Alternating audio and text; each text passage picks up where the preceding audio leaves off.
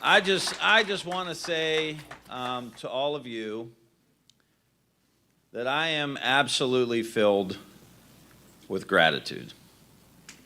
I am an extremely lucky guy, and I am grateful for a beautiful family. I have the most amazing wife that you could ever imagine. And I'm gonna let you all in on a little secret that you saw the commercial, right? 7 out of 10, crack a bottle of wine, right? That was a lie. We crack a bottle of wine if we hit 4 out of 10, if we hit 5 out of 10, we hit 6 out of 10, 7 out of 10, we get the good bottle of wine out. That's the truth. But my wife is the most amazing mom. She was the most amazing school teacher, and she is an amazing wife. She quit her job. You know, you wonder if you get support from the people that care about you. My wife quit her job to jump on this campaign because she felt like it was that important.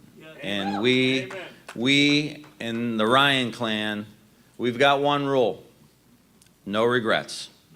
No regrets.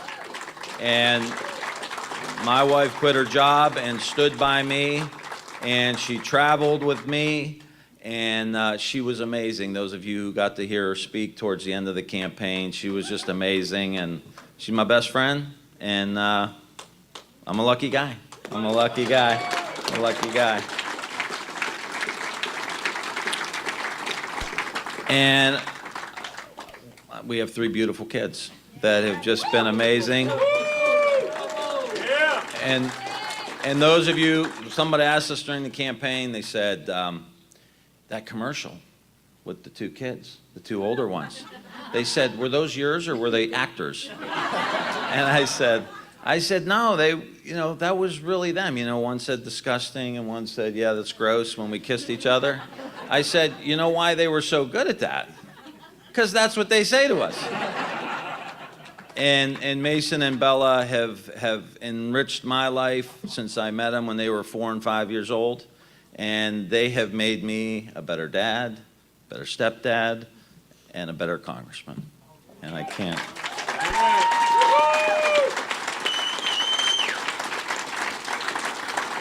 And our little guy became...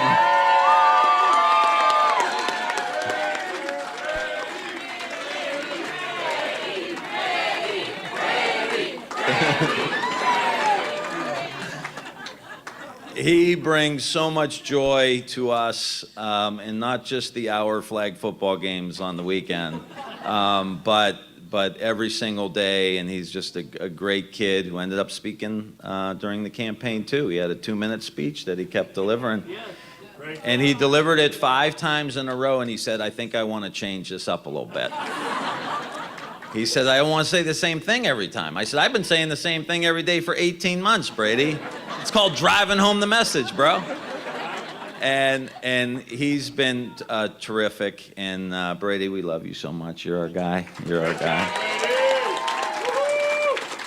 And to my mom and my dad and my stepmom and my brother Al and his kids, I love you guys so much. This fight was for all of you to try to make this state and country a better place. And I'll never regret 1 second of that. It was for you guys. And I have gratitude for my entire team. By all accounts, any measure, by the most sophisticated experts in the country, this was the best run campaign in the entire United States. I want to say thank you to all of you. So my whole team, along with Andrea, are all unemployed. So if anybody's hiring, we want to make sure that give them an opportunity. But I will tell you, I'm very, very grateful. What I said during this campaign, I meant every word of it. There was no, and this is why I love my team so much. They let me be me. And what I said, I meant. That this country, we have too much hate, we have too much anger, there's way too much fear, there's way too much division. And that we need more love, we need more compassion, we need more concern for each other. There's important things. We need forgiveness, we need grace, we need reconciliation. We do have to leave the age of stupidity behind us. Amen. And I have a privilege right now, a privilege, as someone who was the Democratic nominee. I have the privilege to concede this race to J.D. Vance, because the way this country operates is that when you lose an election, you concede. Yeah. And you respect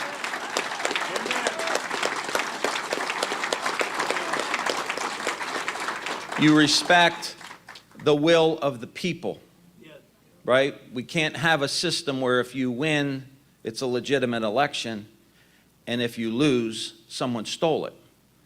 That is not how we can move forward in the United States.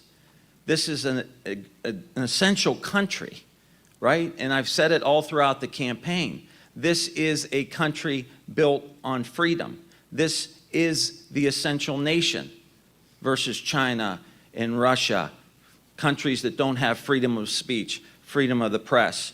They have ethnic cleansing. They put their political opponents in prison. And I am concerned that this country, as we move forward, it may get worse before it gets better. But we need good people who are going to honor the institutions of this country that have brought us to this point. And we have an idea and an understanding that the one thing we know for sure, is that our kids and our grandkids are going to live together. They're going to live together. We know that. And the question is, what kind of country are they going to live in? Right? Are they going to live in a country where they're being forced to hate each other? Or are we going to give them a country where we can have honest disagreements, where we can respect each other, even though we may come to different conclusions? That's really what's at stake here. And when I talked about the exhausted majority, I meant it. Democrats and Republicans and independents, good-hearted people, have to fight the extremist movement happening in this country. And that's what the call is for all of us. The highest title in this country is not president. It's not vice president. It's not senator. It's not congressman. It's not doctor or lawyer or quarterback. The highest title in this land is citizen. And we have an obligation to be good citizens. And when I called JD to concede, I told him, I said, you have got to take care of the working class people in this country, because the working class people have been forgotten. And if you got a lot of money, if you got a lot of power, you're good. But it's the working class, and that's why I was so proud of the effort that organized labor put behind this campaign. So proud. And in so many different ways. My favorite was the Toledo IBEW motorcycle gang. The motorcycle gang that rolled around with us for such a long period of time. Let me say just one last thing. We're ordinary people. This is an ordinary family. You know, we're ordinary people. Niles, Struthers, Mahoning Valley, ordinary people. But this country has been fueled by ordinary people doing extraordinary things. And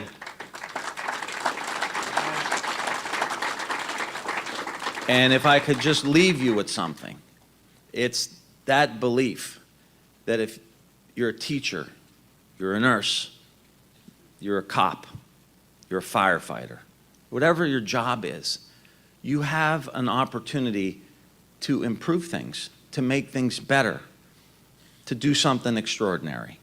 And while it didn't work out in this particular race for the United States Senate, I met so many people that are counting on the leaders of this country to make things better. And there's so many forgotten communities and forgotten families. And it's the ordinary people who have to do something extraordinary. And the challenges are going to be great as we move forward. They're going to be great. See some of the people that are going to walk into the United States Senate. We got a lot of work to do in the United States of America. And this family pledges, and whatever step is next for us, that we will continue to be in this fight because it's too important. Yes. It's too important. Yes. Yes.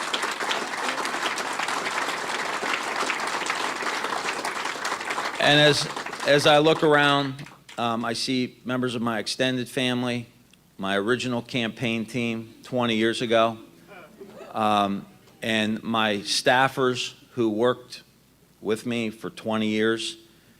We made, guys, I'm talking directly to you, we made this community a better place over the last 20 years.